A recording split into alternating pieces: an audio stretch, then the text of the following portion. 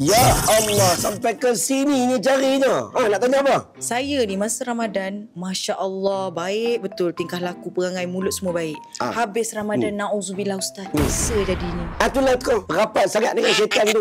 Sekarang kita nak cerita kembali kepada fitrah. Fitrah tu apa dia fitrah? Waktu bulan Ramadan dah okey dah. Semayangnya okey, sedekahnya okey, Qurannya okey. Habis Ramadan kembali kepada fitrah yang tak betul tu. Bukan kembali kepada fitrah Ramadan. Sebab tu Dr. Yusuf Qaradawi ada sebut, kun rabbaniyin wala takun ramadaniyin. Jadikanlah kamu ini orang yang menyembah Allah Ta'ala, bukan orang yang menyembah Ramadan.